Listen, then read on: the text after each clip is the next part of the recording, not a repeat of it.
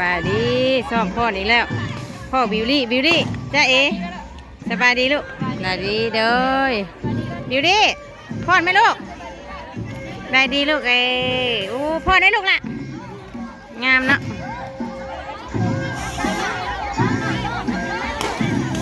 ไปไหนลูกพ่อเป็นปะซ่อมพี่น้องเอ้ย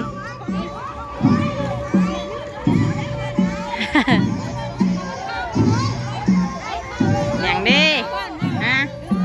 ลืมแล้วหวานเอาตัวใดขึ้นก้อนหวาน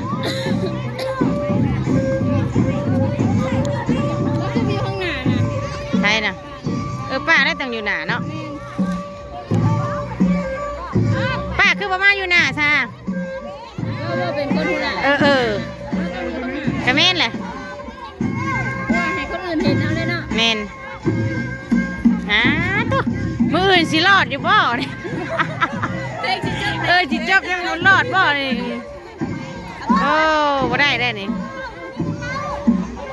เฮ้ยเนาะเมื่อยน้ำเด้ซ่อมมาตลอดดิหลายจังหวะเด้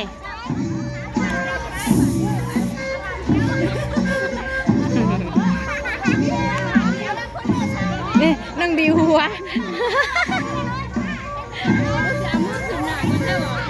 แมนอยู่ว่าขึ้นขางหนึ่งก่อนก็ได้กูได้ไปวีคือประมาณพี่สาบ่ถึก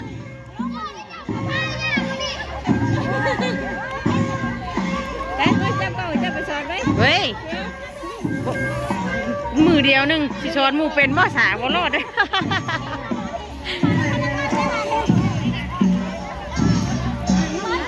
ใช่ลูกหล่ะใช่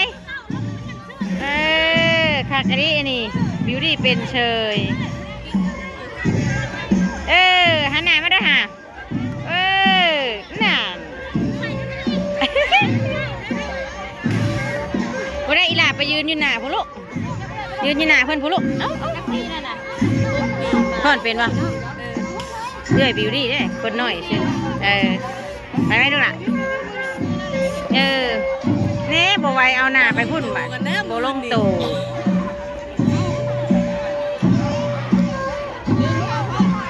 ลืม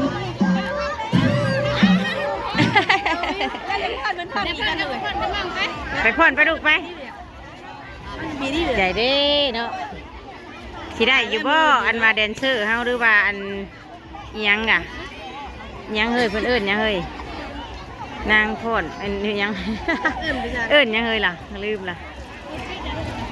ปิดแล้วบ่ใช่เด้อปิดแล้วลูกยังบ่ซะจะว่ายังไปจักบ่ฮึบพ่อนี่แหละพ่อฮึบ1 2 3 1โอ้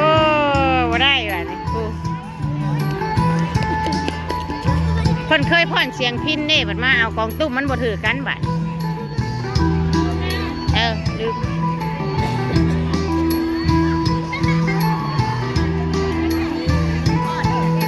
เน่เพิ่นอวยหน้านี่เฮาละอายกล้องมาจักกันนี่โอ้มาเบิ่งพี่นะ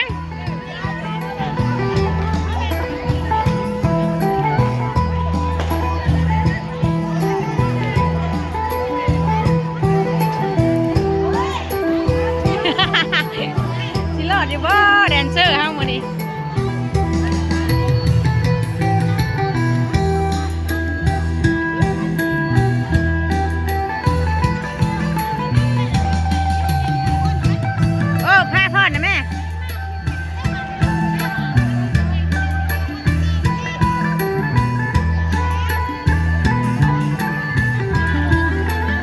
อีกมือเดียวเด้อ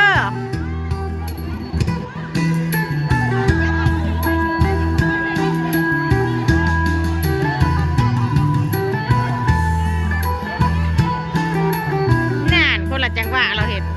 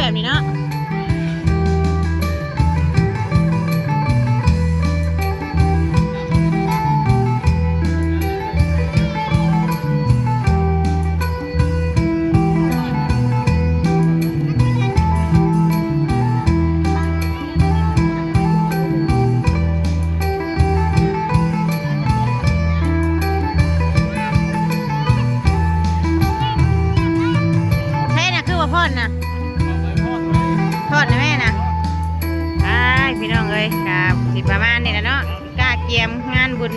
พี่น้องเอ้ย โอ้บรรยากาศเทิงกับเพิ่นกล้าเกียมเอาคือโบลงมาพ่อนนะ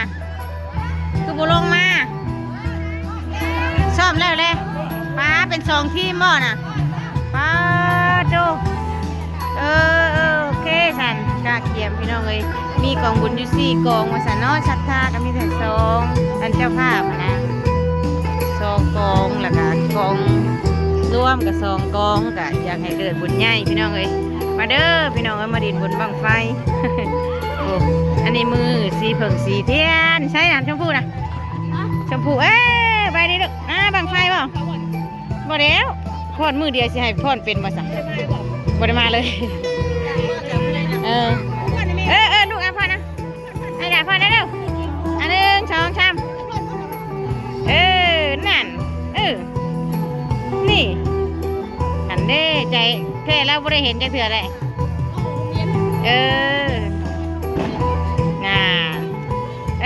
หานเป็นไปพ่อน้ำปลาวีไปดูไปพ่อน้ำปลาวีไปเด้อเฮ้ยบอกให้เราไปกับยามอื่นบอกให้เราไปโรงเรียนกับยามสั้นหน่อยชิไปฝ่าอยู่นะ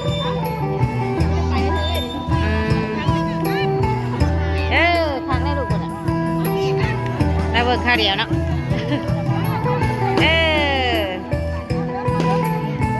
ไปหายเซลก็เด้อใช่เซลนะหายเซลก็ลูกเด้อ